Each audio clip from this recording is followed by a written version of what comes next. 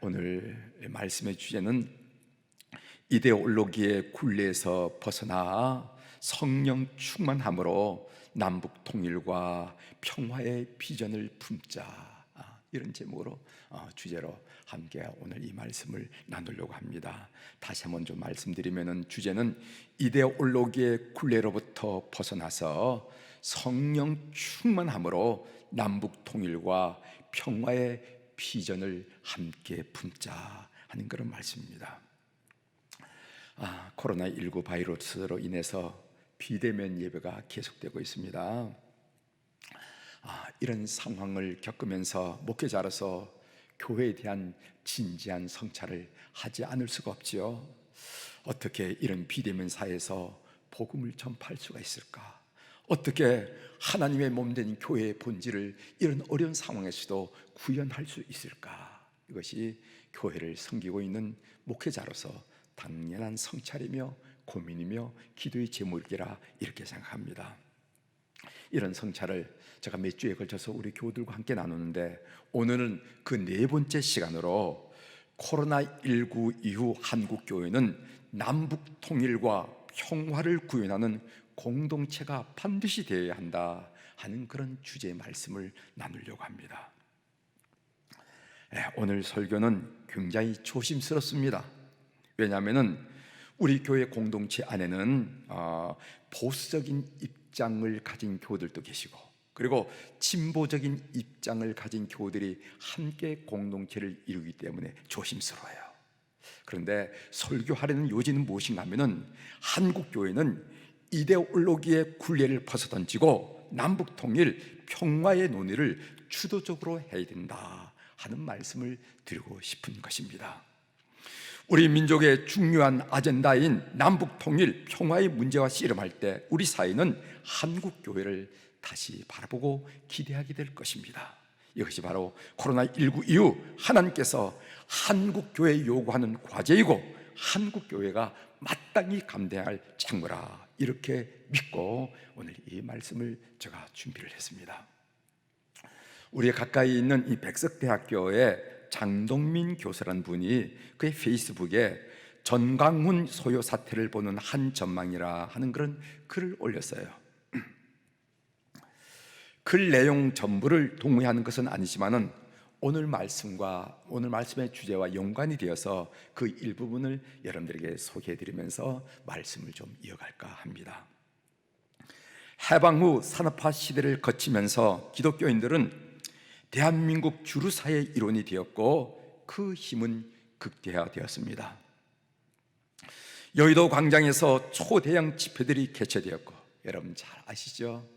74년도에 이런 빌리그레함 집회니 CCC 집회니 아마 초대형 그런 집회들이 소위 몇십만을 이야기하는 그런 집회들이 개최되었습니다. 그리고 세계에서도 1, 2위를 다투는 메가처치들이 세워져서 막강한 영향력을 우리 교회가 이 사회에 끼치게 되었습니다. 그 당시 시대 정서는 무엇인가 하면은, 밖으로는 북한, 중공, 소련의 공산주의 침략으로부터 나라를 구하는 일이고, 또 안으로는 산업화를 이루어서 어떻게 하든지 이 가난을 극복하는 일이 그 당시 시대 정신이었고 또 시대가 주어진 과제였습니다. 때마침 한국교회에 수입된 적극적인 사고방식, 여러분 포지티브 띵킹이라 하는 이 적극적인 사고방식은 이것을 연결하는 고리가 되었습니다. 또한 가난과 질병에 시달리는 산업화 시대에 소외된 군중들에게 삼박자 구원, 영혼 구원, 번영, 건강은 우리가 붙잡아야 할 약속이었고 내일의 희망이었음을 사실입니다. 세계 최대 교회라는 말, 그리고 교회 성장의 비결이라는 말, 기독교적 가치관과는 다소 동떨어진 구호와 제창들이 우리 교회 강단을 채우기 시작했어요. 좋은 시절은 한 세대를 넘기면서 그 수명을 다하였습니다. 해방 후부터 80년대까지 우리 사회의 주요 과제는 반공과 산업화였는데 그 시대가 막을 내렸다는 것입니다. 끝났다는 것입니다. 90년대에 들어오자 세상도 변하고 교회도 많이 바뀌었습니다. 우선 교회 성장이 멈췄습니다. 그리고 20세기가 저물면서 민주화 운동에 앞장섰던 진보파가 정권을 찾게 되었습니다. 그동안 진보 세력을 종북주의자로 여겼던 보수적 기독교는 이것을 어떻게 받아들여야 할지 당혹스러웠어요. 이 상황을 어떻게 받아들일지 당혹스러웠습니다. 90년 동안 진보적 정책 결정에 있어서 기독교는 큰 영향을 미치지 못했습니다.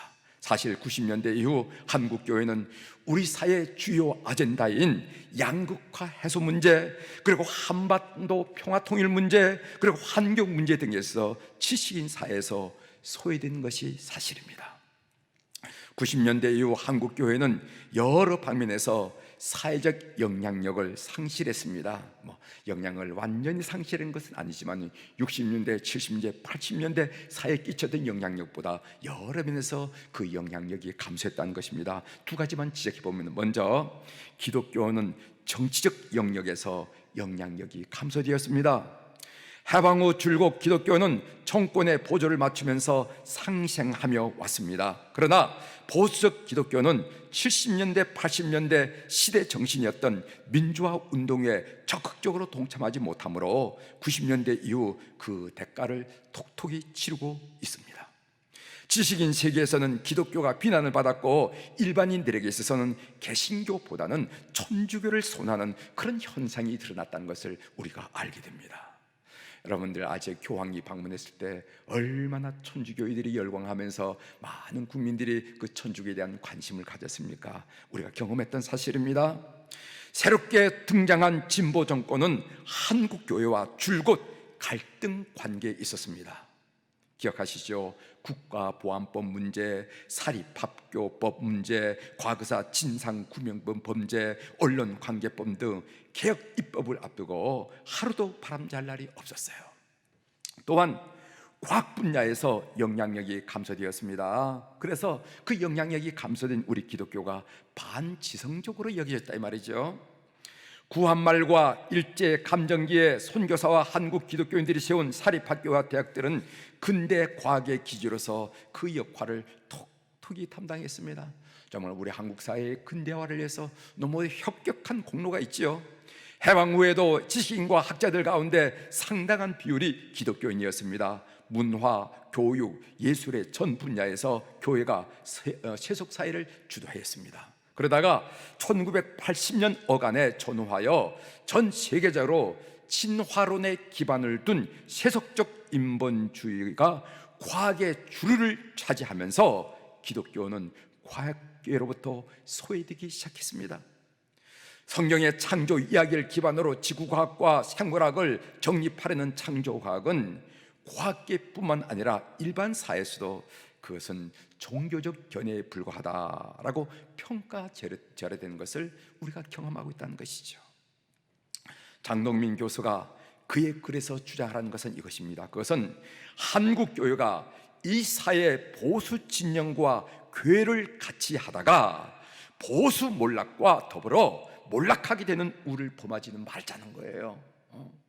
그분이 기독교에 대해서 비판하고자 하는 것이 아니라 우리 한국 교회가 이 사회에 보수 진영과 교회를 같이 하다가 보수가 몰락할 때 더불어 몰락하는 그런 어리석음과 우를 범하지 말자 하는 것이 그 내용입니다. 교회는 이데올로기에 속박되어서는 안 됩니다. 그 이유가 있어요. 제가 세 가지만 여러분들에게 지적해드리면, 첫 번째로 교회가 이데올로기에 갇히면은 그 이데올로기가 몰락할 때 교회도 함께 몰락하는 현상을 역사적으로 사회적으로 우리가 봤기 때문에 그렇습니다.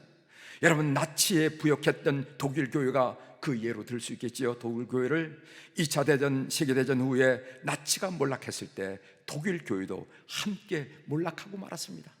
여러분, 독일 교회와 고백 교회 여러분 아시잖아요. 둘째는 교회가 이데올로기와 한 배를 타게 되면은 기독교 보수주의자들은 보수 정권을 비판하기 어렵고, 그리고 기독교 진보주의자들은 진보 정권을 비판하기 어렵기 때문에 그렇습니다. 교회는 이데올로기에 초월하여 어떤 이데올로기든 하나님의 말씀으로 비판하고 교정할 수가 있어야 됩니다. 교회는 성경의 연자 전통에 따라서 공산주의는 물론이거니와 천민 자본주의도 그리고 연성 독재주의자도 비판할 수 있어야 됩니다. 기독교는 세속의 어떤 이데올로기와도 등치될 수가 없어요. 성경의 사상은 보수도 아니고 진보도 아닙니다. 어떤 면에서 성경을 관찰해 보면요, 보수보다 더 보수적인 말씀이 성경에 나오고, 또 어떤 면에는요, 진보보다 더 진보적인 말씀이 성경에 나와 있습니다. 그래서 성경 그리고 기독교는 이데올로기를 초월해서 이데올로기를 비판하는 입장에 서야 된다 하는 말씀이에요. 세 번째로는 한국 교회가 진영 논리에 갇히게 되면은 남북 통일과 평화의 논의에서 주도적으로 참여할 수 없기 때문에 그렇습니다. 한국 교회가 보수 진영의 논리에 갇히게 되면은 멸공 통일론에 묶이게 되고, 반대로 진보 진영의 논리에 갇히게 되면은 연방제 통일론에 묻히게 되어서 통일론에서 자동적으로 소외될 수밖에 없어요. 따라서 한국 교회는 이데올로기에 갇혀서는 안 된다는 말씀을 지금 드리고 있는 것입니다. 이제 오늘 읽은 본문 말씀을 한번 좀 보도록 하겠습니다. 본문은 이스라엘이 나라를 잃고 바벨론 포로로 잡혀가자 얼마 안 될 때, 그러니까 이스라엘이 멸망할 때가 BC 587년 그경인데, 이 에스겔의 예언은 586년경, 그러니까 1, 2년 후에 하나님이 에스겔을 통해서 보여준 말씀이에요.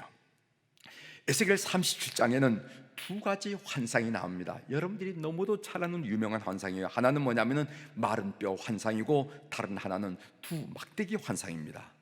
마른 뼈 환상에서 포로 생활을 하는 이스라엘을 골짜기에 너부러져 있는 마른 뼈로 묘사하고 있습니다. 제가 에스겔 37장 11절을 읽어드리겠습니다. 또 내게 이르시되 인자야, 이 뼈들은 이스라엘 온 족속이라. 그들이 이르기를 우리의 뼈들이 말랐고 우리의 소망이 없어졌으니 우리는 다 멸절되었다 하느니라. 우리의 뼈들이 말랐고 우리의 소망이 없어졌으니 우리는 다 멸절되었다. 그렇죠. 나라 잃고 포로 생활하는 그들에게 무슨 소망이, 무슨 희망이 있겠습니까? 살아 숨쉬고 있다고는 하나 죽은 목숨이나 마찬가지죠. 그들의 삶은 마른 뼈가 너부러져 있는 골짜기 쭉 무덤에 불과했습니다.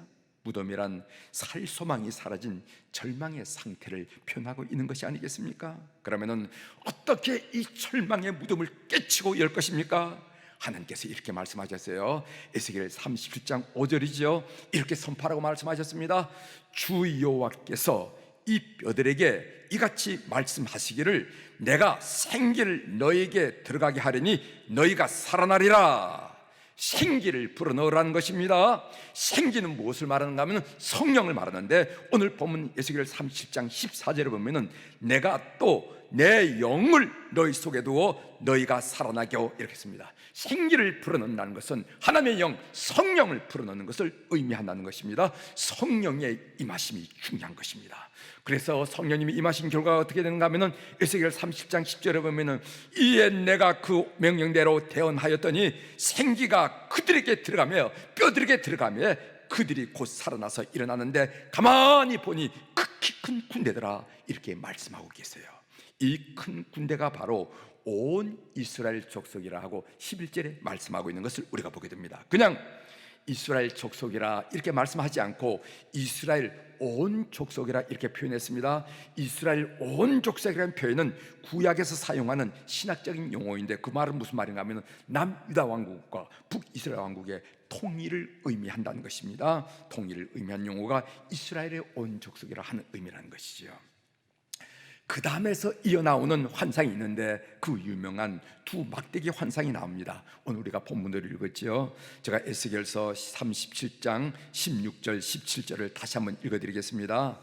인자야, 너는 막대기 하나를 가지다가 그 위에 유다와 그 짝 이스라엘 자손이라 쓰고, 또 다른 막대기 하나를 가지고 그 위에 에브라임의 막대기 곧 요셉과 그 짝 이스라엘 온 족속이라 쓰고 그 막대기를 서로 합하여 하나가 되려 하라. 내 손에서 둘이 하나가 되리라. 이 말씀입니다. 그러니까 막대기 하나에다가 남유다 왕국을 상징하는 유다라 이렇게 쓰고, 또 다른 막대기 하나에다는 북이스라엘 왕국을 상징하는 에브라임이라 쓰고, 이 두 막대기를 한번 딱 합하라는 거예요. 둘이 하나가 되려 하라. 서로 으르렁거리고 전쟁을 불상하던 남유다 왕국과 북이스라엘 왕국이 하나가 될 것이라는 놀랍고 놀라운 환상입니다. 이것이 바로 이스라엘 온 족속의 의미라는 것이죠. 막힌 답이 무너지고 대적하던 두 세력이 하나 되는 이 놀라운 일들을 지금 환상으로 보여주고 있는 것입니다. 이 놀라운 일을 성취하신 분이 바로 예수 그리스도이십니다. 예수님은 마른 뼈 환상과 두 막대기 환상을 성취하기 위해서 십자가에 죽으시고 부활하셨어요. 성령은 어떤 분이신가? 성령은 십자가와 부활의 능력을 우리에게 부어주셔서 대적하던 두 세력을 하나 되게 하시는 분이 바로 성령이라는 것입니다. 작은 공청회에 분열되어도 성령이 임하시면 하나가 됩니다. 큰 공동체가 분열되어도 성령이 임하시면 하나가 됩니다. 아니, 마을도 아니고 유대인이라고 이방인이라고 서로 분리된 것이 성령이 임함으로 하나가 된 것을 우리가 성령을 통해서 보지 않습니까? 성령은 십자가 부활의 능력을 우리 성도들에게 부어주셔서 대적하던 두 세력이, 원망하던 두 세력이, 미워하던 두 세력이 하나 되게 만드는 그 놀라운 은혜를 베푸신 것이 바로 성령이에요. 성령이 중요합니다. 하나님께서 한국교회에 성령을 새롭게 부으셔서 남북으로 분단된 조국을 하나 되게 하실 것입니다. 성령 받은 사람만이 남북 통일과 평화의 비전을 품을 수가 있습니다. 여러분, 이 말을 어떻게 생각하십니까? 누가 이런 비전을 품겠어요? 여러분, 정치인들이 이런 비전을 품겠습니까? 제가 이제까지 살아오면서 정치인들 유심히 봤지만은 그들은 남북 문제를 정치적으로 이용했을 뿐 남북 통일에 대해서 근본적으로 갈등을 하는 것이 아니더라 이 말이죠. 성령 받은 사람만이 남북 통일과 평화의 비전을 가질 수 있다는 것이 성령이 증언한 내용이에요. 이것이 바로 코로나19 이후 한국교회의 민족적인 과제입니다. 한국교회는 이런 웅대한 비전을 품고 남북 통일과 평화를 만들어 가야 됩니다. 코로나19 이후 한국교회가 남북 통일과 평화의 아전대를 제대로 붙잡지 못하면 우리 민족사에서 별 의미를 갖지 못하는 집단으로 몰락될지도 몰라요. 우리가 평화를 만드는 사람이 될 때 세상은 우리를 하나님의 아들로 인정해 주실 것입니다. 마태복음 5장 9절, 화평하게 하는 자는 복이 있나니 그들이 하나님의 아들이라 일컬음을 받을 것이며, 주님께서 하신 말씀이 아닙니까? 이제 이데올로기의 굴레로부터 벗어나서 성령 충만함으로 남북 통일과 평화의 비전을 품는 우리 교우들이 되기를 주의 이름으로 부탁을 드립니다. 우리 교회는 남북 통일과 평화를 위해서 무엇을 해왔고 무엇을 할 것인가? 우리 교회는 매주 수요일에 복음 통일을 위한 기도회를 갖습니다. 지난주 수요일에 제 131차 복음 통일을 위한 기도회를 가졌습니다. 비대면 집회로 여러 가지 어려움이 있는 것은 사실이지만은 복음 통일을 위한 기도회를 쉬지 않았습니다. 우리가 이렇게 기도회를 지속하는 이유가 있어요. 그것은 분단의 땅에 살아가고 있는 성도들의 마땅한 책무라는 영적 부담감 때문에 그렇습니다. 여전히 이 땅에는 갈등이 있고, 여전히 이 땅에는 미움이 있고, 언제든지 전쟁의 화염이 피어오를 듯한 불안하고 이산 가족의 한과 눈물이 있는데, 그런 일들은 전혀 나와 상관이 없는 듯 태무심하게 이 땅에서 살아갈 수 없기 때문에 그렇습니다. 복음 통일을 위한 수요 기도의 제목은 구체적이에요. 예를 들어서 북한에 억류된 한국인 6명을 위해서 지난번 통일부 장관회의를 행해서 국회의원들이 지금 북한에 억류되어 있는 한국인이 몇 명인지 아느냐고 그랬더니 모른다고 그랬어. 모른다. 정치인은 모른다는 것. 우리는 그 이름들을 하나님께 올려드리고 있어요. 20만 40만 명 이런 북한 지하교회 성도들을 위해서 기도했습니다. 남북 통일의 그날까지 복음 통일을 위한 기도회를 쉬지 않을 것입니다. 우리 교회는 담학교를 지원합니다. 담학교라는 것은 만 14세부터 만 30세에 이르는 탈북 청소년들에게 성경적 세계관을 기반으로 인재를 양성하고 있는 교육시설입니다. 우리 교회는요, 해솔 직업사관학교를 지원합니다.